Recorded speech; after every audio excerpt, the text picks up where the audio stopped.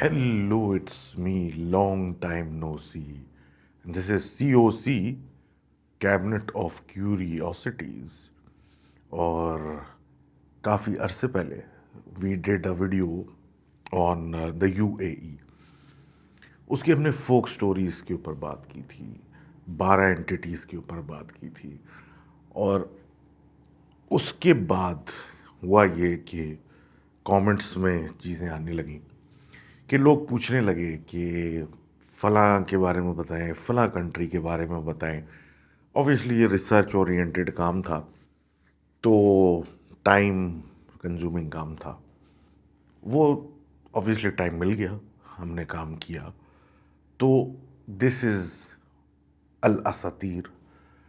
Oman and Oman की traditional legends. Oman, as you well know, is a very beautiful and mysterious land. एक तरफ सलाला है जहाँ पे बहुत बारिशों के बाद खूबसूरती, हरियाली, सब कुछ है। दूसरी तरफ एक कोने पे रब्बुल खली आता है, which is the empty quarter. और उधर ऐसी जगह है कि अगर आप अपना रास्ता भटक गए तो शायद ही आप फिर वापस निकलते हैं वहाँ से। तो इन दो एक्सट्रीम्स के बीच में ओमान आता है, जिसके बारे में बड़ी लेजेंड्स हैं और चीज़ें हैं। लेकिन हम बात करेंगे, जिस तरह पिछली दफ़ा की थी, ट्रेडिशनल 12 एंटिटीज़ की और उनकी क्या कहानियाँ हैं। पहली कहानी जो हमारी है, जो ओमान से पर्टेन करती है, ये बाहला फोर्ट की है। बाहला फोर्ट एक ऐसी जगह है, एक तो ये कदीम किला है, इसका एक सूक भी है, और ये फ्रैंकिनसेंस, लोबान और इन चीज़ों की बहुत पुरानी ट्रेडिंग की जगह है। लोग, पुरानी दुनिया के लोग इससे बहुत अच्छी तरह वाकिफ़ थे और यहाँ से लोगों का गुज़र बहुत था और ये एक ट्रेडिंग जोन था। वैसे तो पत्थर और मट्टी की बनी हुई ये जगह है, लेकिन अगर आप इस हिसाब से देखें, एक छोटे से मतलब एक किला है, एक थोड़ा पहाड़ी उस पर बना हुआ है, ऊंचाई पे, नीचे ज़मीन है, वगैरह वगैरह, ये सब अपनी जगह है। अब सवाल ये आता है कि जनाब, इस जगह की ऐसी क्या इम्पोर्टेंस है? इम्पोर्टेंस ये है कि इसको सिटी ऑफ विज़र्ड्स भी कहा जाता है, मदीनतुल शहर भी कहा जाता है, जादू का शहर। और ये भी कहा जाता है कि पुराने ज़माने में, यानी इससे कबल, जब इसके बनने से पहले हज़रत सुलेमान के दौर में जिन्नात ने ये किला बनाया था। अब बहरहाल ये तो कुछ पुरानी बातें हैं, जिस पे ज़ाहिर सी बात है 10 किस्म की सवालात हैं और रेफरेंस हैं, कोई ओरिजिनेशन स्टोरी अलग है, अलग है। इसमें मैं बहस नहीं कर रहा। मैं तो सिंपल बात ये कर रहा हूँ कि इस जगह की शोहरत की वजह जो है वो जादूगरी कहा जाती है। बहरहाल, अब मैं जो कहानी सुना रहा हूँ उसके अंदर जादू का इतना ताल्लुक नहीं है। सलीम साहब नाम के एक साहब थे। बारिशों के बाद जो शाद व नादिर हुआ करती थी, और उसके बाद एक बहुत ही वायलेंट फ्लड आया था, फ्लैश फ्लड जिसे कहते हैं, कि बारिश हुई एकदम से इतनी ज़्यादा कि ऊपर पहाड़ या कहीं से पानी ऐसा रेले में आया कि एक 7 मील की दीवार है, उस दीवार को वो ख़राब करके पानी चला गया। अब बात यह है कि जो 7 मील की ये दीवार थी, इसकी बनावट तो पुराने ही ज़माने की, यानी कि पत्थर और कीचड़ से बनी सुई हुई बनी हुई, इसमें कोई ऐसी नई टेक्नोलॉजी नहीं थी जिसके ऊपर ये मतलब बेस कर सके। तो ये पूरा फाउंडेशन जो था ख़तरनाक हो गया था। اب یہ کہتے ہیں کہ سلیم صاحب جو کہ ایک کانٹریکٹر تھے، مسقط سے آئے تھے، اور ان کا کام یہ تھا کہ اس جگہ کو ٹھیک کرنا۔ وہاں کے لوگوں نے ان کو کہا کہ بھیا یہ ایسی جگہ نہیں ہے جہاں پہ آپ آ کے ماڈرن مشینیں چلائیں، شور کریں، کھڈے کھودیں۔ اور کسی ضعیف نے کہا کہ کام شروع کرنے سے پہلے ادھر اجازت لینا، سلامتی یعنی سلام کریے گا آپ، سلامتی کی اجازت لیجیے گا، اور راک سالٹ جیسے کہتے ہیں وہ بھی رکھ دیجیے گا ایک جگہ کونے میں، تاکہ آپ کا آمد جو ہے وہ اس کے ساتھ کچھ نہ ہو۔ سلیم صاحب نے کہا کہ یہ ساری مطلب بیوقوفی کی باتیں ہیں، اور جس پہ اس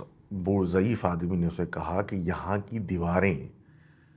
سانس بھی لیتی ہیں اور سنتی بھی ہیں، جس پہ وہ ہنسے اور کہا کہ یہ صرف مٹی اور پتھر ہے جو نہ بول سکتا ہے نہ سن سکتا ہے۔ انہوں نے اپنے سیمنٹ اور سرے پتھر کا کام شروع کیا، اور تقریباً 3-4 میٹر کی دیوار انہوں نے پہلے ہی دن مغرب تک بنا دی تھی،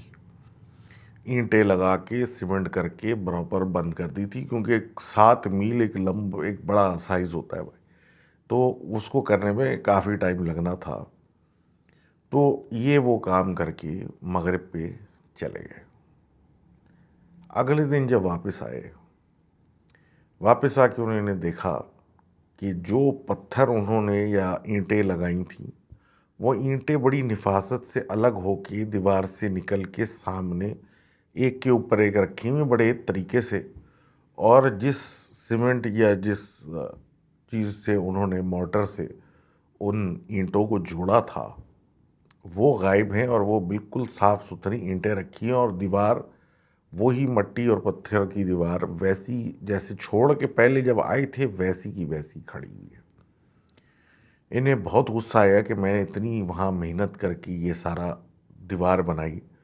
اور کسی نے وہی اینٹیں توڑ کے واپس نکالی اور صاف کر کے سامنے ڈھیر بنا دیا ایک اچھا سا، اور سیمنٹ ویمنٹ صاف کر دیا جیسے کبھی لگا ہی نہیں تھا ان پہ، اور چلا گیا۔ لوگوں سے پوچھا، کسی نے کچھ بات کی، کسی نے کچھ بات کی، انہوں نے ادھر ادھر دیکھا تو انہیں صرف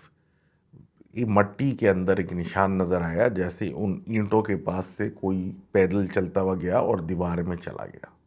اس کے آگے پیدل چلنے کے نشان نہیں، لیکن ان نشانوں اور ان پیروں کا مسئلہ یہ تھا کہ وہ پیر نہیں تھے، وہ کھر کے نشان تھے، جیسے کہ کوئی بھی 2 پیروں پہ یا 2 ٹانگوں پہ چل کے گیا ہو، اور اس کی جو بھی پیر تھے یا جوتی تھی وہ کھر جیسا نشان چھوڑ کے جا رہی تھی۔ اب یہ تو بظاہر ان کو فضول سا ہی لگا سلسلہ کہ یار یہ تو سینس لیس چیز ہے، اور انہوں نے دوبارہ سے اپنا کام شروع کر دیا۔ اس دیوار کے ساتھ میں ایک پرانا سوکھا ہوا کنواں بھی تھا، اور ان کے آس پاس کوئی بھی نہیں تھا۔ یہ اپنا کام کر رہے تھے کہ مغرب کا وقت ہو، اپنے کام میں اتنے مگن تھے بلکہ کہ مغرب کا وقت ہو گیا، اور انہیں جب روشنی کم ہونے لگی تو انہیں احساس ہوا کہ یار میں تو اب یہاں سے چلتا ہوں، لیکن انہوں نے کہا نہیں، تھوڑا اور کام کر لوں، لائٹیں وائٹیں لگا کے تھوڑا اور کام کرنے کے لیے نیت سے یہ رک گئے۔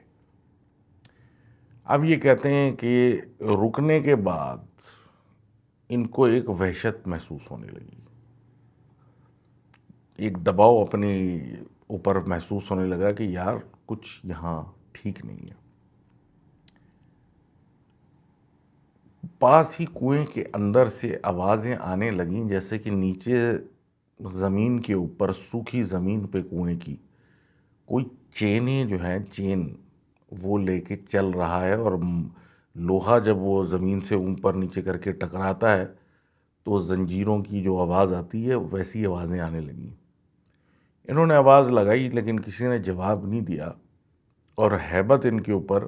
مزید طاری ہونے لگی۔ یہ کہتے ہیں کہ بس سینے میں ایک وزن محسوس ہونے لگا، تو انہوں نے سوچا کہ بس اب یہاں سے نکلو، اور جاتے ہوئے انہوں نے دیکھا کہ جو دیوار یہ ریپیئر کر رہے ہیں ان کے ساتھ میں جو سائے پڑ رہے تھے، اب وہ سائے جو ہے وہ کچھ ان میں موومنٹ ہے، ہلچل ہے، کچھ آگے پیچھے کچھ ہے، حرارت ہے۔ اب جب ان کو دیکھنے لگے تو انہوں نے دیکھا کہ جو سائے یہ ہل رہے ہیں ان کا روشنی سے کوئی تعلق نہیں ہے، یہ تو روشنی سے ہٹ کے اپنے حساب سے چل رہے ہیں۔ تب انہیں احساس ہوا کہ شاید یہاں پہ جو لوگ کہہ رہے تھے کہ احتیاط یہاں ضروری ہے، تو یہاں سے چلنا چاہیے۔ یہ اپنی گاڑی کی طرف تیزی سے گئے، اور اس وقت تک ان کا سینہ بھی اچھا بھاری تھا اور سائے بھی دور دور نظر آ رہے تھے، اور یہ جا کے اپنی گاڑی میں بیٹھے اور اس کو چلانے کی کوشش کی۔ چابی گھمائی، کچھ بھی نہیں ہوا، گاڑی سٹارٹ نہیں ہوئی۔ پھر اوپر آئینے کے اندر انہیں پیچھے کوئی نظر آیا، جس پہ پلٹ کے جب انہوں نے دیکھا تو کوئی شخص جس نے تھوپ پہنی ہوئی تھی، اور وہ بھی ایسی کہ وہ چتھڑے ہوئی ہوئی تھی، اور اس کا چہرہ پورا کالا تھا، وہ بیٹھا ہوا تھا۔ اس کی صرف 2 آنکھیں تھیں جو کہ ایسی ان میں سے روشنی نکل رہی تھی جیسے ان میں آگ لگی ہوئی ہو، اور وہ صرف ان کو دیکھ رہا تھا۔ انہوں نے بولنے کی کوشش کی، لیکن اس چیز کا اتنا روپ تھا کہ ان کے منہ سے ایک لفظ نہیں نکلا۔ اب جب ان کے منہ سے لفظ ہی نہ نکلے، کچھ بول نہ پائیں، اس کے بعد اس نے کہا کہ تم ہماری مجلس کے اوپر، جہاں ہم مجلس میں بیٹھتے ہیں، ہماری مجلس کے اوپر اس کی چھت پہ شور مچا رہے ہو، اور تم چاہتے کیا ہو؟ سن آف کلے، مٹی کے بیٹے۔ یہ اس کا بولنا تھا کہ یہ کانپ اٹھے جس روپ سے وہ بات کر رہا تھا۔ اس نے بولا پھر کہ اس جگہ پہ تم نے کہا کہ ریت، مٹی اور پتھر بے جان اور کچھ کرنے والے نہیں ہیں، لیکن یہ میں آپ کو بتا دوں کہ اس جگہ پہ جو مٹی ہے اور پتھر ہیں وہ بھی سنتے ہیں اور سانس لیتے ہیں۔ اس بات کے بعد یہ کہتے ہیں کہ یہ بے ہوش ہو گئے سلیم صاحب۔ یہ بے ہوش ہوئے، اور جب ان کی آنکھ کھلی تو یہ اسی قلعے کے باہر تھے۔ ان کے اوزار ان کے اطراف میں پڑے ہوئے تھے، جو کہ اتنا زنگ کھا چکے تھے جیسے کہ کئی برسوں سمندر کے پانی میں پڑے ہوئے ہوں، اور ان کی جو ٹرک یا گاڑی تھی جس میں یہ آئے تھے وہ بھی وہاں موجود نہیں تھی۔ انہوں نے دوبارہ وہ ٹھیکہ چھوڑ کے کبھی اس طرف رخ نہیں کیا، اور کہتے ہیں کہ بس کچھ جگہیں ہوتی ہیں وہ اپنے آپ کو ٹھیک کر لیتی ہیں، ہمیں وہاں جانے کی ضرورت نہیں ہے۔ تو یہ تھی دا جن آف بھالا کی کہانی، اور یہ بات جو کرتی ہے یہ اس بات پہ فوکسڈ ہے کہ آپ جب جاتے ہیں کسی ایسی جگہ جو پرانا ہے، کل قلعہ اس طریقے سے جس طرح کہ یہ بتا رہے، تو وہاں جا کے اجازت لی جاتی ہے، کیونکہ وہ ضروری نہیں ہے کہ اگر انسانوں نے وہاں رہنا چھوڑ دیا ہو تو وہاں کوئی اور نہ رہ رہا ہو۔ اسپرٹس آف ہاجر نام کی ایک کتاب ہے جس میں سے آپ کو اس کا ریفرنس مل سکتا ہے، اور یہ تھی جن آف بھالا کی فوک ٹیل۔ اب اگلی کہانی جو ہے وہ Dhofar, high lands of Dhofar, Dhofar نام کی جگہ کی ہے۔ اب یہ جو تھوڑا پہاڑی علاقہ ہے، اس کی خاصیت یہ ہے کہ گرمیوں میں یا بارش سے پہلے بالکل خراب مٹیالہ گرم جگہ ہے، لیکن جب بارش آتی ہے جس کو یہ خریف بولتے ہیں، اس مانسون کے بعد یہ جگہ ٹرانسفارم ہو جاتی ہے، اور جہاں پہلے گرمی تپش مٹی تھی وہ ہریالی آ جاتی ہے، ٹھنڈی ہو جاتی ہے، سب جو ہے نا سرسبز ہو جاتا ہے۔ لیکن اس کے ساتھ ایک اور مسئلہ آتا ہے کہ اس پہاڑ پہ زریز آتی ہے جو کہ مسٹ ہوتا ہے، فوگ کہہ لیں۔ وہ فوگ اس پہاڑ کو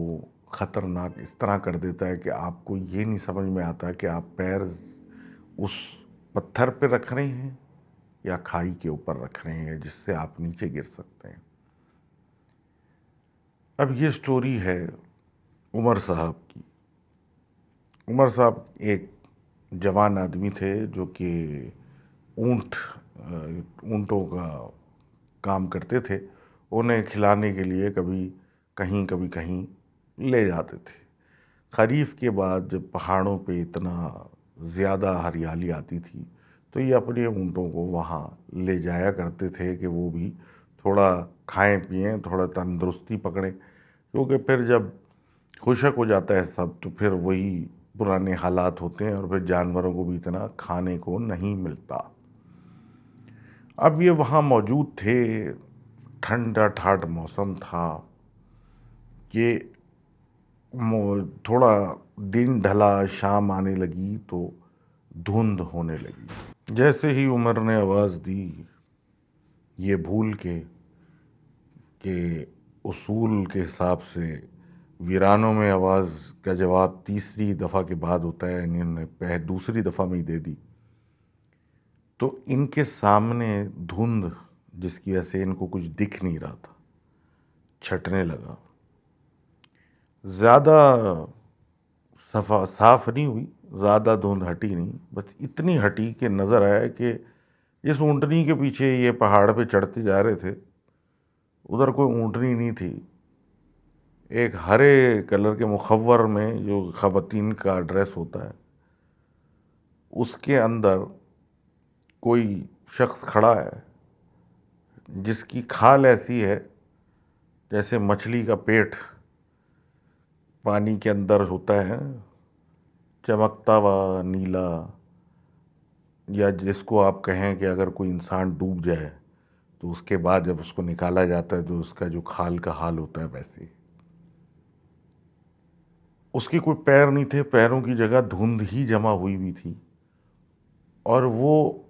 اپنی انگلیوں سے انہیں اشارہ کر رہی تھی، جو کہ انگلیاں کم ہڈیاں زیادہ تھیں۔ جو گھنٹی یہ سن رہے تھے کافی دیر سے، وہ گھنٹی جو تھی ایک کھوپڑی تھی جو اس کے ہاتھ میں تھی، اس کے اندر ایک اور ہڈی جو لگ رہی تھی کسی کی انگلی کی ہوگی وہ اس نے باندھی ہوئی تھی، اور وہ جب وہ ہلاتی تھی تو ایسا لگتا تھا کہ گھنٹی بجتی ہے۔ یہ دیکھنے کے بعد جب عمر کو خیال آیا تو وہ اس پہاڑ کے کسی چھجے پہ کھڑا تھا جس کی دونوں طرف کھائی تھی، اور واپسی کا رستہ بھی سمجھ میں نہیں آ رہا تھا، اس قدر دھند تھی، اور سامنے صرف یہ ہرے رنگ میں چیز مخلوق موجود تھی۔ ان کو خیال آیا کہ ان کے جیب میں کچھ لوبان وغیرہ جیسی چیزیں موجود ہیں، تو یہ کہ انہوں نے اس کو جلایا فوراً اور وہیں زمین پہ بیٹھ گئے۔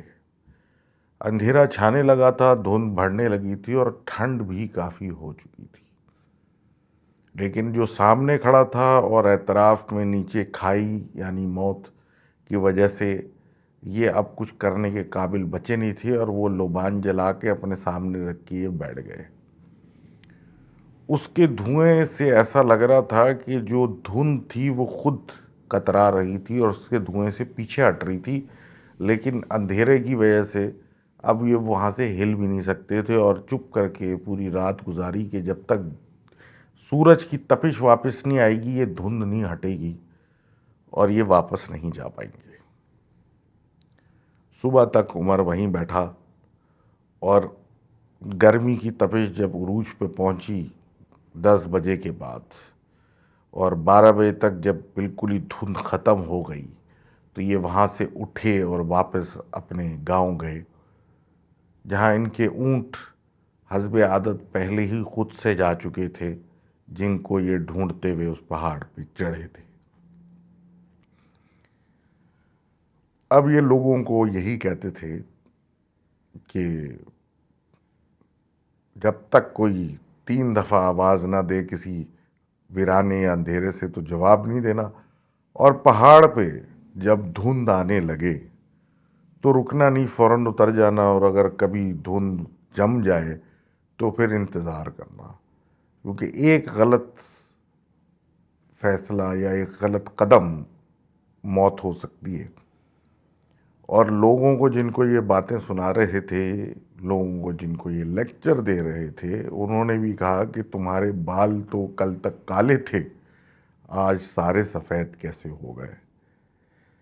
تو یہ عمر کی کہانی تھی خریف کے اوپر، جن کو مسٹ واکر یہ کہتے ہیں۔ یو اے ای میں ہمرت الگیلا جو گرمی میں شدید تپش کے اندر بچوں کے پیچھے آتی تھی، یہاں الٹا تھا۔ یہاں سرد جگہ پہ جو کہ ایک دم بیچ میں پہاڑوں پہ ہو جاتی تھی، دھند کے اندر چیزیں آتی تھیں جو صرف دھند کے اندر ہی ہوتی تھی، دھند کے باہر دکھتی نہیں تھی۔ اب عمان کے اندر جیسے عرب مطلب یو اے ای میں تھا، زیادہ تر صحرا کی بات تھی، سمندر کی بات تھی، تو عمان کے اندر بھی کچھ خاص سبجیکٹ ایریاز ہیں۔ قلعے کی تو ہم بات کر چکے کہ ایسا سلسلہ وہاں تھا۔ قلعے کے بعد ہم پہاڑ کی بھی بات کر چکے جو کہ مشہور ہیں وہاں کے، اور ان پہاڑ کے غار بھی ہیں، بڑے بڑے غار بھی ہیں وہاں، ان پہ ہم بعد میں آئیں گے۔ لیکن ان کے علاوہ ایک چیز ہوتی ہے جس کو یہ فلج کہتے ہیں، اریگیشن۔ عمان کی زیادہ تر کہانیاں پرانی آپ کو یا تو کسی جبل کی ملیں گی یا کسی فلج کی ملیں گی، وہ زمینی علاقہ جہاں پہ اریگیشن کے لیے پانی ہے، پانی کے کنویں ہیں، یا پہاڑ یعنی جبل۔ اب اسی طرح کی ایک عمان کی اندرون عمان کی کہانی ہے، برکت الموز نام کی جگہ، جہاں پر ایک پرانا اریگیشن سسٹم تھا جو کہ صدیوں سے چل رہا تھا، اور بقول ان کے یہ 3 ملینیا یعنی 3000 سال سے اس زمین میں پانی کا سرکولیشن وہ سسٹم کر رہا تھا۔ اب یہ کہتے ہیں جناب، اس کو یہ ایک خاص ٹائمنگ کے ساتھ چلتے تھے کہ اس طرف کیا پانی کھول دیا فلانے کی زمین کا، اس کی زمین، اس کی زمین، اس کی زمین، کیونکہ کنویں کے پانی سے یہ سارا کام ہو رہا تھا، تو پھر ظاہر سی بات ہے کنویں میں بھی پانی آنے میں ٹائم لگتا ہے، تو اس حساب سے ایک اسکیجول ہوتا تھا، ایک ترتیب کے ساتھ ہر کسی کو پانی ملتا تھا، جس کو یہ عربی میں دور یا دور کہہ رہے ہیں۔ اور کسی بھی بندے کے دور سے پہلے اپنی باری لگانا ایک انجسٹس، ایک جرم تھا اس سوسائٹی کے اندر۔ تو یہ جو کہانی ہے یہ اسی کے اوپر بیسڈ ہے کہ کیوں آپ کسی کے ساتھ جلد بازی کر کے اپنی مرضی کرانا یا اپنی پانی یا زمینوں میں شفٹ کرانا کے کیا نقصان ہوتے ہیں۔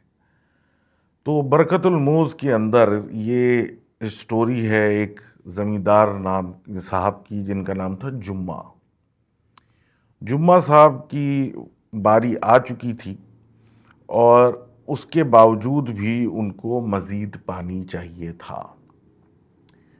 انہوں نے فیصلہ کیا کہ کیوں نہ رات کو جب لوگ سو جاتے ہیں، کیونکہ یہ جس دور کی بات ہو رہی ہے اس دور پہ ظاہر سی بات ہے بجلی ایسی چیزیں تو تھی نہیں، لوگ اندھیرا ہوتا تھا اور عشاء کے بعد گھروں میں چلے آتے تھے اور سونے کی تیاری کرتے تھے۔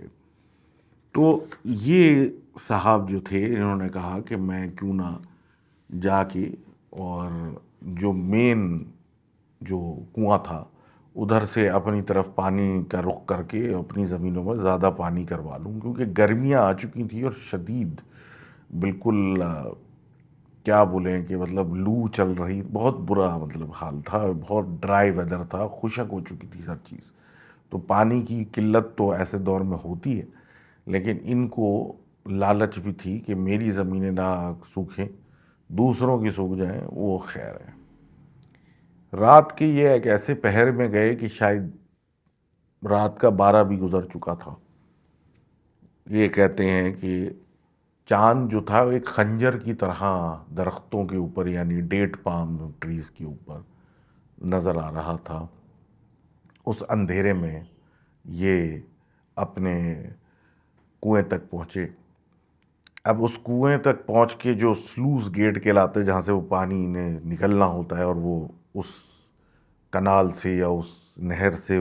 بنی ہوئی اس سے آگے جانا ہوتا ہے، تو یہ انہوں نے کھولا اور ادھر ادھر دیکھتے ہوئے بس پانی نکالے جا رہے تھے اپنی طرف. اس کے اندر انہوں نے چاند کی روشنی کے اندر دیکھا کہ پانی جس نہر سے یا جس کنال سے جا رہا ہے اس میں ایک عجیب سا سایہ نظر آ رہا ہے. پہلے ان کو لگا کہ ان کا اپنا ہے، لیکن ان کا اپنا سایہ دوسری چاند کی روشنی سے دوسری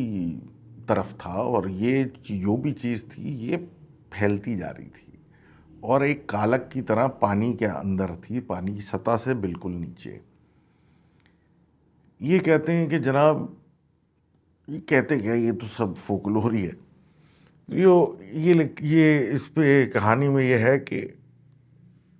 وہ کالک پھیلتی ہوئی یہ دیکھ کے ان کو تھوڑی سی پریشانی ہوئی کہ یہ میرے سایہ دو جگہ کیسے آ رہا ہے. اور جب تھوڑی گھبراہٹ ہونے لگی کہ یہ آخر کی کیا چیز ہے جو کہ کالے رنگ میں پانی کی سطح سے بالکل نیچے اپنا جسم جیسا بنا رہی ہے، یہ کیا ہے. تو یہ ڈرے اور انہوں نے پتھر اٹھا کے ایسے ہی پانی میں پھینک دیا، یہ بولتے ہوئے کہ میں اس زمین کا مالک ہوں. یہ کیا فضول ہے، فضول بکواسے کر کے انہوں نے پانی میں پتھر پھینک دیا. یہ بھول گئے. اور یہ اگین پھر کیونکہ فولکلور ہے تو کچھ اصولوں کی بات ہوتی ہے کہ ویرانے میں یا کسی جگہ پہ گرم پانی نہیں پھینکنا، اور کسی جگہ پتھر ایسے ہی نہ پھینک دینا، اور کچھ کرنے سے پہلے بسم اللہ ضرور پڑھنا. یہ ایک کلچرل چیز ہے جو عربوں میں ہے، اور اس طرح کے علاقوں میں لوگوں کو بتائی جاتی ہے کہ یہ کرنا ہے. یہ انہوں نے کر دیا. یہ کہہ رہے ہیں جناب کہ اس کے بعد پانی میں جو انہوں نے پتھر پھینکا تھا، جیسے پانی میں پتھر پھینکے تو اچھل کے پانی باہر بھی آتا ہے، کچھ اچھل کے باہر نہیں آئے، اور پتھر ایسے پانی میں گرا جیسے کسی گوند میں جا کے گرا ہے، وہ اس میں چپک گیا اور اندر اس کے چلا گیا. جو کالک تھی پانی کی سطح کے نیچے وہ پھیلنے لگی، اور وہ اس پوری ندی جو بنی ہوئی تھی اور وہ نہر، اس میں پانی جو پہلے چاند کی روشنی میں پر ٹرانسپیرنٹ سا دکھ رہا تھا، اب وہ بالکل کالا سیاہ ہو چکا تھا. تھوڑی دیر میں دیکھتے ہی دیکھتے ایک ابال آنے لگا، اور اس ابال کے اندر وہ کالک اوپر آنے لگی، اور ایک چہرہ بننے لگا جو کہ کسی گوشت کا یا کسی ایسی چیز کا نہیں تھا، وہ کیچڑ کا ایک چہرہ بننے لگا اس نہر کے اندر. اور پھر اس کی آنکھیں نمایاں ہوئیں، جس کی آنکھوں کے اندر سے ایسی روشنی تھی جیسے چاند کی روشنی ہوتی ہے. اور یہ دیکھتے رہ گئے، اور وہ ان کے سامنے نمودار ہونے لگا. یہ تھا فلج کا رکھوالا، فلج کا چوکیدار، دا سینٹینل آف دا فلج، جو کہ عمانی کلچر کا پارٹ ہے، جو کہ لوگوں کو پانی کے اوپر ظلم نہیں کرنے دیتا. وہ جب باہر آیا اس کے بعد اس کا ایک ہاتھ بڑھا اور اس نے ان صاحب جمعہ صاحب کو پکڑا نہیں، اس کے سائے کو پکڑا. اور جمعے کا جب سایہ اس نے پکڑا تو یہ کہتے ہیں کہ ان کے اوپر ایک سردی کی لہر، اندر ایک ہڈی تک ایک سردی کی لہر دوڑ گئی. یہ ہلنے کی وہاں سے کوشش کرنے لگے، لیکن وہ اس آدمی کے سائے کو پانی میں گھسیٹنے لگا اور واپس وہ کنویں کی طرف لے کے جانے لگا۔ انہوں نے اپنے آپ کو چھڑانے کی ضرور کوشش کی، لیکن کیسے چھڑاتے، اس نے تو ان کو پکڑا ہی نہیں تھا، ان کے سائے کو پکڑا تھا۔ صبح ہوئی، فجر کے بعد لوگ آئے اپنے اپنے پانی کی دور کے لیے۔ آ کے حیرانی سے دیکھا کہ یہ وہاں کھڑے ہیں، کنواں بند ہے، سب بند ہے، لیکن یہ وہاں کھڑے اور آسمان کو دیکھ رہے ہیں اور دیکھے ہی جا رہے ہیں، کوئی خاص بات نہیں کر رہے، بس آسمان کو دیکھے جا رہے ہیں۔ روشنی بڑھی، دھوپ بڑھی، اور دھوپ بڑھنے کے بعد لوگوں نے یہ دیکھا کہ سخت دھوپ کے اندر جہاں پہ ہر کسی کے بڑے بڑے سائے، چھوٹے سائے بن رہے تھے، اس آدمی کا کوئی سایہ ہی نہیں تھا۔ نہ یہ کسی سے بات کر رہا تھا، نہ چیت کر رہا تھا، اور کچھ عجیب ہو گیا تھا کہ اپنی ہی سوچ میں گم اور بس آسمان کو دیکھے جا رہا تھا۔ یہ سب دیکھنے کے بعد لوگوں کو اندازہ ہوا کہ یہ رات سے ہی یہاں تھا اور اس نے رات میں کچھ کرنے کی کوشش کی ہے، جس کی وجہ سے ان کے ساتھ یہ ہوا۔ اور کچھ لوگوں نے تو یہ بھی کہا کہ فلج کا جو رکھوالا تھا وہ ان کی جسم کا نور جو تھا وہ اپنے ساتھ لے گیا، اس لیے اب ان کا سایہ نہیں بنتا اور یہ مجنون ہو چکے۔ تو یہ تھی کہانی فلج کے رکھوالے کی، جس کو آپ کو ریفرنسز مل جائیں گے، آن لائن بھی مل جائیں گے، انٹرویوز بھی مل جائیں گے، کافی ریفرنسز ہے۔ 1998 میں ایک کتاب ہے یو اے ای عمان میں، اس میں اس کا تذکرہ ہے۔ تو جو ان صاحب کی طرح ڈھونڈنا چاہیں اس ریفرنس کو تو وہ ڈھونڈ سکتے ہیں۔ اب پہلے ہم نے بات کی قلعوں کی، پھر پہاڑوں کی، پھر زمینی علاقوں کی، اب ہم ذرا ساحل پہ آ جاتے ہیں۔ اب جو ہم بات کرنے جا رہے ہیں وہ الزر یا زر کی بات کرنے جا رہے ہیں۔ عربی again is not my language, اور عربی کے اندر بھی الگ الگ ڈائلیکٹس ہیں، بولیوں کے طریقے ہیں، عمان ادھر الگ، ادھر الگ، عرب سعودی کا الگ، وغیرہ وغیرہ۔ تو اس کے لیے پہلی ایکسکیوز۔ اب یہ بات ہم کر رہے ہیں جس چیز کے بارے میں، اس کا نام زر کہلاتا ہے۔ اب یہ جو چیز ہے، اس کی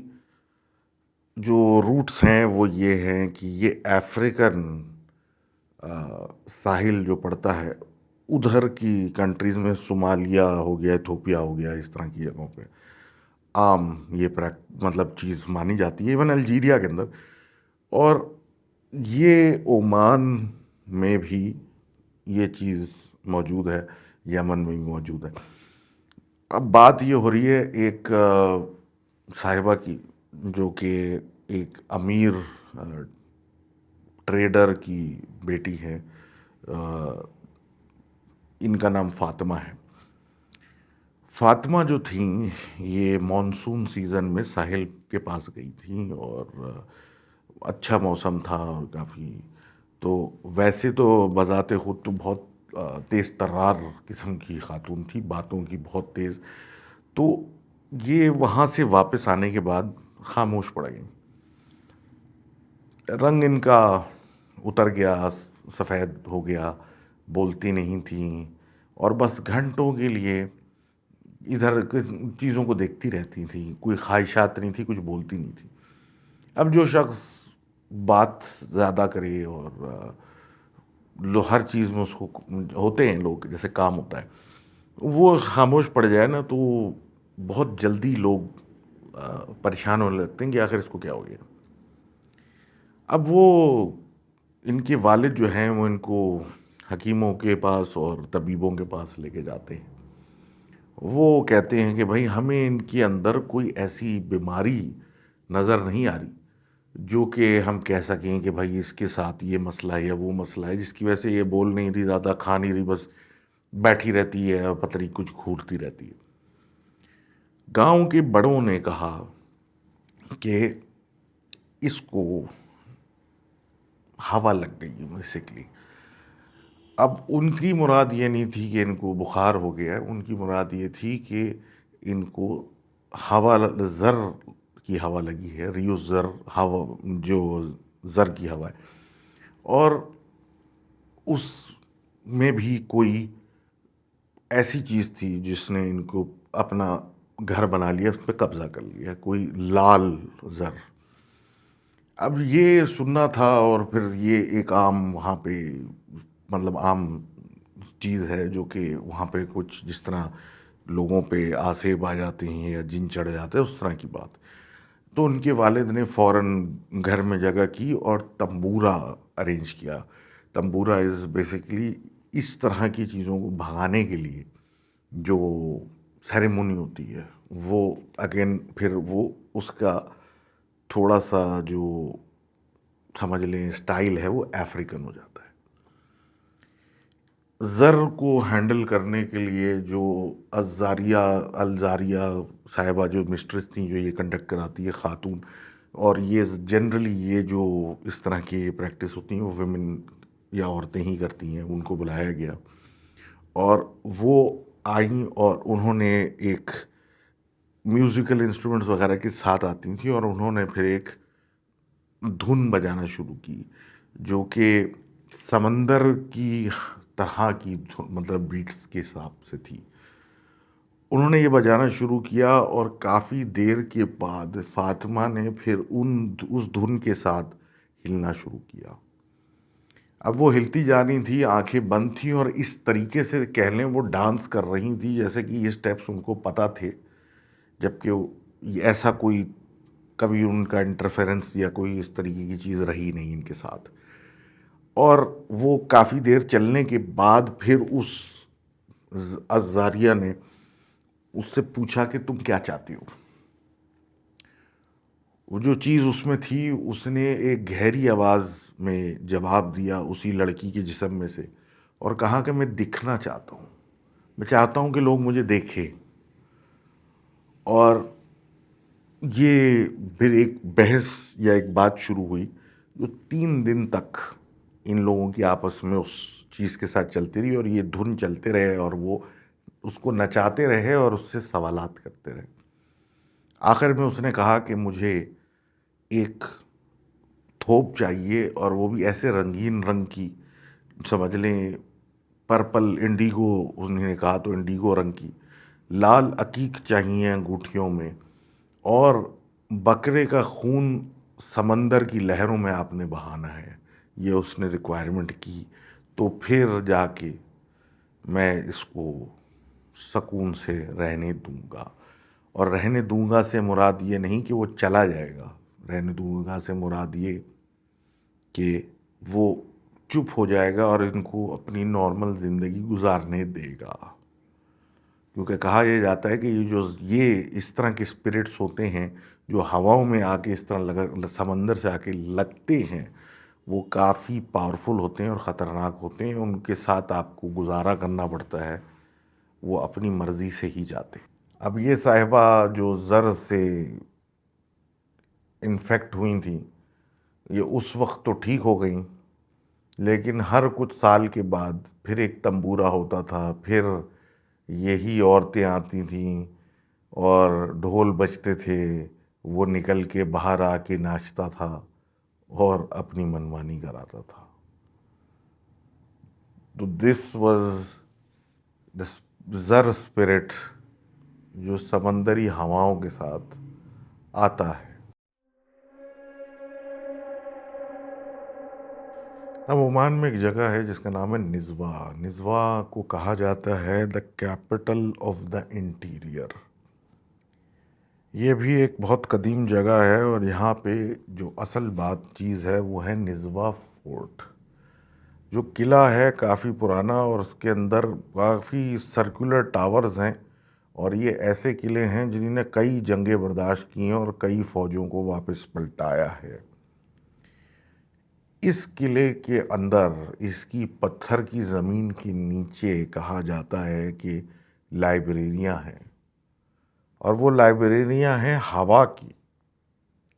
ہوا سے کیا مراد یہ ہے کہ وہ لائبریریاں انسان اور ان کی نالج کی یا ان کی تعلیمات کی نہیں ہے، یہ کسی اور مخلوق نے اپنی علم کی چیزیں وہاں چھپا کے رکھی ہوئی ہیں۔ اب اسی طرح ادھر لوگ رہتے تھے، اور ایک صاحب جن کا نام خالد ہے، وہ ہڈن سائنسز، علم غیب کے اوپر کافی زیادہ نالج رکھتے تھے اور بھی رکھنا چاہتے تھے۔ ان کا ماننا یہ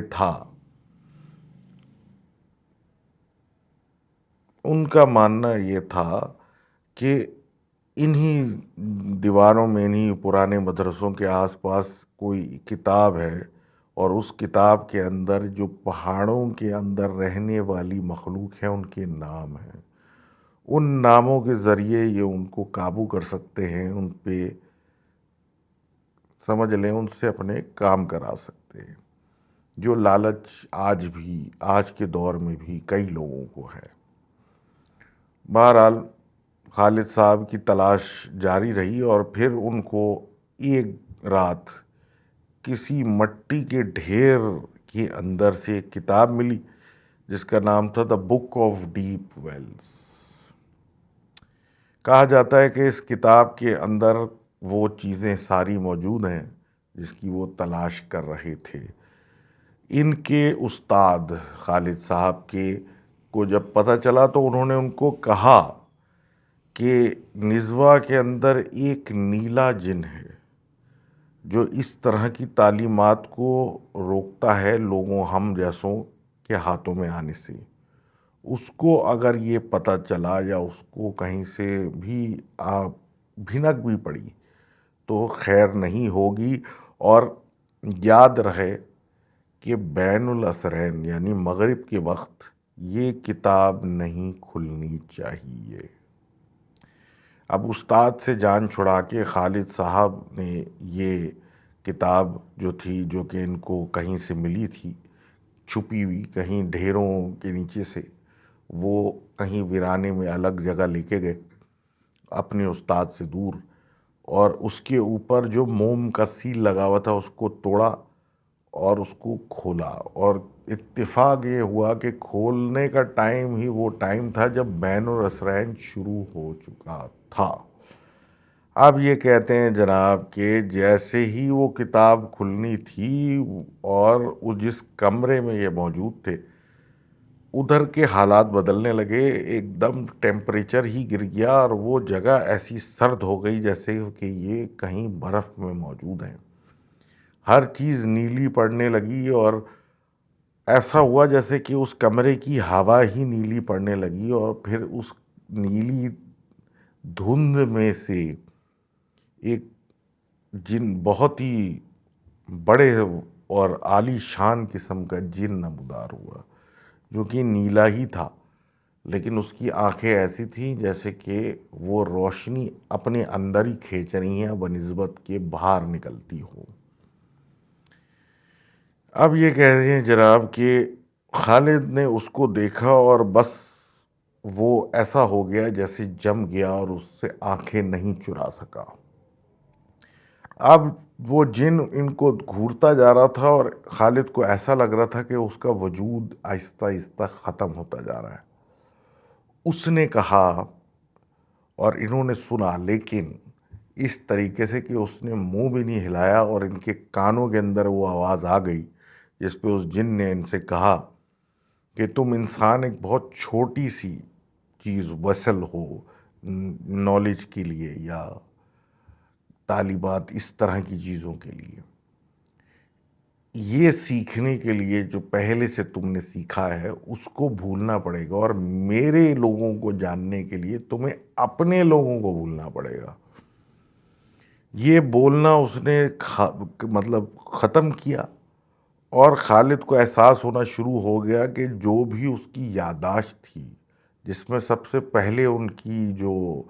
یادداشت یا باتیں جو یاد تھیں اس کو اپنے ہی گھر والوں کی وہ بھولنا شروع ہو گیا. جیسے وقت گزرتا جا رہا تھا اس کو اپنے باپ کی شکل یاد نہیں رہی، اس کو اپنی ماں کی شکل آواز بھول گئی، اور یہ وہ بھولتا چلا جا رہا تھا، اور دوسرے ہی وقت اس کو ایسا محسوس ہو رہا تھا جیسے کہ وہ خالی ہو رہا ہے، اس میں کوئی چیز بچ نہیں رہی. اب اس شور ہنگامہ جو اس کمرے میں چل رہا تھا، اس کے اندر ان کے استاد پہنچ گئے غلطی سے. انہوں نے دروازہ کھولا، اندر کمرے میں دیکھا اور یہ پورا تماشا دیکھا تو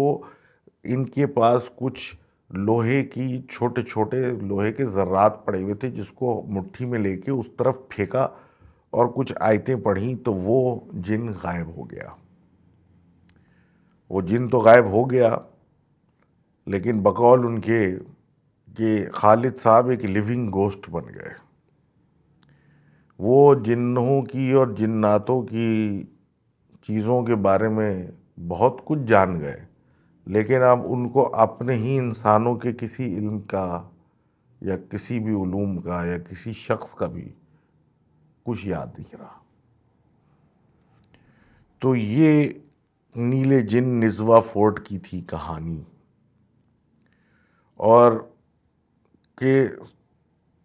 یہ جیسے اس میں لکھا ہے کہ عمانی سوسائٹی کے اندر جو سوسائٹی انفورس کرتی ہے کہ آئیڈیا کے spiritual truths require a level of purity. اور یہ جو کہانی ہے، یہ جو بھی فولکلور ہے، اس کا مرکزی خیال ہی یہ تھا کہ آپ جب تک دماغی طور پہ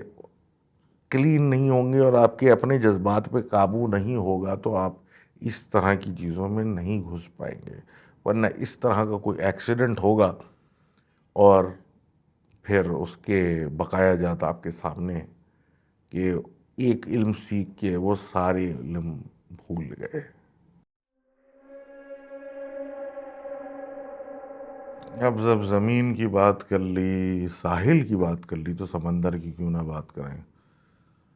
اور دھاؤ جو ہوتا ہے وہ ایک ٹریڈیشنل عربی شپ ہوتی ہے جس پہ سیلنگ کی جاتی ہے. مسقط ہو گیا، سور ہو گیا، اور اس طرح کے ان کے اور بھی کوسٹل ٹاؤنز ہیں جو کہ جناب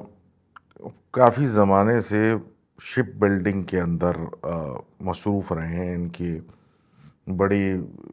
فشنگ ویسلز بھی بنتے ہیں اور بڑے ٹریڈنگ ویسلز جو کہ دور دور جاتے ہیں. اور اینشنٹ ٹائم سے ہی عمانی فشرمین یا عمانی ٹریڈز مین جو تھے وہ شپس اپنی لے کے انڈیا، چائنا، افریقہ جایا کرتے تھے. اب یہ ان لوگوں کا ماننا یہ ہے کہ جو سمندر ہے it is a very jealous master, اور وہ ہمیشہ مطلب سوچ سمجھ کے ٹریول کیا جاتا ہے، جلد بازی میں نہیں کیا جاتا. اور جو کسٹمز ہیں ان کے فدیہ دینا اور بیسیکلی صدقہ دینا، اس طرح کی چیزیں یہ فالو ہوتی ہیں کلچرلی بھی، اور یہ کرتے ہی ہیں. اب اسی طرح ایک اسٹوری آتی ہے کہ ایک ناخدا کی جو کیپٹن صاحب ہیں ایک شپ کے، جس کا نام تھا کریسنٹ آف دا ساؤتھ. اب یہ ملبار کوسٹ سے واپس آ رہے تھے، اور انڈیا میں ملبار کوسٹ سے یہ اسپائسز، سلک وغیرہ اور اس طرح کی کافی چیزیں لے کے آ رہے تھے، اور یہ واپس اپنے پورٹ سٹی آف سور آنا چاہتے تھے. اور کافی مطلب ٹریڈنگ ویسل تھا تو کافی وقت سے نکلا ہوا تھا، تو بہت ایک ایکسائٹمنٹ تھی واپس گھر آنے کی. اب جیسے ہی ان کو راس الحد کی پہاڑیاں نظر آئیں تو یہ خوش ہونے لگے، اور جیسے ہی وہ آگے بڑھی، ان کی کشتی آگے بڑھی، ان کا جہاز آگے بڑھا، تو یہ کہتے ہیں کہ ایک دھند سی چھانے لگی، جو کہ عجیب سی بات ہے، جو اتنے ہوتی نہیں تھی لیکن وہ چھانے لگی. اب اس دھند کی خاصیت یہ تھی، ویسے تو کوئی خاص اسمیل نہیں ہوتی، لیکن اس دھند میں ایک بو تھی، جیسے پرانے گندے پانی، کھڑے پانی کی ایک اسمیل ہوتی ہے، وہ دھند میں سے آ رہی تھی. یہ اپنا رستہ چلتے جا رہے تھے، کیونکہ یہ وہ ساحل اور یہ وہ رستے تھے جو انہوں نے بچپن سے دیکھے ہوئے تھے، اور یہ واپس اپنے شہر کی طرف جا رہے تھے کہ پھر ان کو احساس ہوا کہ اس دھند کے اندر کوئی چیز ہے جو کہ اب آہستہ آہستہ قریب آ رہا ہے، ایک سایہ سا نظر آ رہا ہے۔ اور پھر دیکھتے ہی دیکھتے ان کو احساس ہوا کہ ان کی طرح کی ایک اور کشتی، ایک بڑا بیڑا اسی دھند میں ان کے پاس آ رہا ہے۔ یہ رکے اور انہوں نے ایک آواز دی اس کو، جو کہ طریقہ تھا، اور سلام کیا، جس پہ وہ بیڑا ان کی طرف آتا گیا، اور جیسے وہ قریب آتا گیا تو دھند ہٹتی گئی، اور جب وہ قریب آنے لگا تو انہوں نے دیکھا ایک بہت بڑا بیڑا ہے جس کے اندر لوگ کھڑے ہیں جنہوں نے بہت عجیب قسم کے کپڑے پہنے ہوئے، شاید بہت پرانے زمانے کے پہنے ہوئے، اور پگڑیاں بھی ہیں اور سب کچھ ہیں، لیکن چہرے سمجھ نہیں آ رہے۔ اور جب وہ بیڑا اور قریب آیا تو وہ کشتی، جو عموماً لکڑی کی ہی ہوتی تھی اس وقت، وہ لکڑی کی نہیں تھی، وہ لکڑی کی بجائے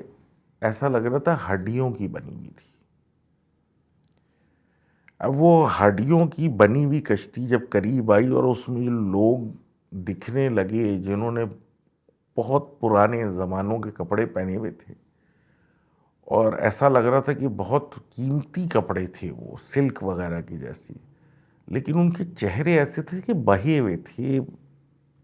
سمجھ سے باہر تھے۔ جیسے کوئی چیز جل جاتی ہے تو موم جل جاتی ہے، تو موم کا اگر کوئی چہرہ بنا ہوا اس کو آپ گرم کریں اور وہ بہہ جاتا ہے، ایسی شکل صورت کے لوگ اور اچھے کپڑے پہنے ہوئے اور اس بیڑے میں کھڑے تھے، جو کہ بیڑا اس دھند میں سے نکلا تھا، اور وہ بھی لکڑی کا نہیں، ہڈیوں کا۔ اب وہ کھڑا ہوا، یہ ان کو دیکھتے رہے،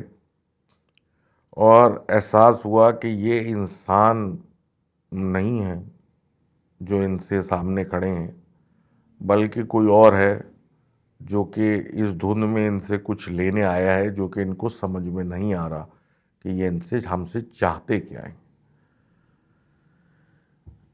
اب تھوڑی ہی دیر خاموشی کے بعد ایک آواز آئی جس میں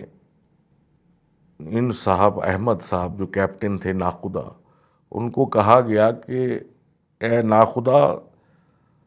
سمندر اپنے ادھار بھولتا نہیں ہے۔ The sea does not forget a debt۔ اس نے ان کو یاد دلایا کہ تم ساؤتھ سے آ رہے ہو، یعنی کہ کافی رستہ پار کر کے آ رہے ہو، لیکن تم نے ہمارا فدیہ عطا نہیں کیا۔ یہ بولنے کے بعد وہ جو کشتی تھی وہ ایک طریقے سے گھومنے لگی۔ عرب اور عمانیوں کے اندر تھا کہ جب رستہ آپ سمندر کے آدھے رستے پہ پہنچ جاتے، سمندر کے یعنی رستے کے بیچ میں، تو پانی کے اندر کچھ روٹی، کچھ نمک اور اس طرح کی چیزیں ڈال دی جاتی تھیں، ایک طریقے سے صدقہ کر دیا جاتا تھا۔ تو وہ اس ایکسائٹمنٹ میں کہ یہ بڑا سامان انڈیا سے لا رہے ہیں، یہ بھول گئے۔ اب اسی دوران وہ کشتی مڑنے لگی اور ان کو نظر آیا کہ ان کی کشتی کے اطراف میں بھنور بننے لگ گئے ہیں، ورلڈ پولز بننا شروع ہو گئے ہیں، پانی عجیب ہونے لگا ہے، گھومنا شروع ہونے لگا ہے، اور وقت کے ساتھ یہ اگر تیزی پکڑ گیا تو یہ گھر تک نہیں کہ سمندر کی گہرائی تک ہی پہنچ سکیں گے۔ اس کو دیکھتے ہوئے احمد نے چیخنا شروع کیا، اور اس نے لوگوں کو کہا کہ سمندر میں نمک پھینکو، سمندر کے اندر یہ پھینکو، اور اس نے بھی اندر سے جا کے اپنا سب سے قیمتی جو پگڑی تھی، جو سلک کی بنی ہوئی تھی، اس کو بھی پانی میں پھینکا اور اپنے اوپر سے صدقہ دیا اللہ کا نام لے کے۔ یہ کرنے کے بعد یہ کہتے ہیں کہ وہ دھند ایک دم غائب ہوئی، اور وہ جو کشتی تھی وہ کالے دھوئیں کی طرح اڑ گئی، اور سمندر پھر سکون میں آ گیا۔ یہ لوگ سیدھا اپنے ہی بغیر رکے کشتی چلاتے اپنے پہنچے سور اور اس کے بعد سے احمد نے کبھی زندگی میں کشتی کا رخ یا بیڑے کا رخ نہیں کیا۔ تو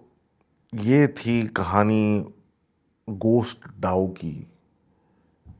جو کہتی ہے کہ آپ نے اگر سمندر میں آ کے صدقہ نہیں دیا، فدیہ نہیں دیا،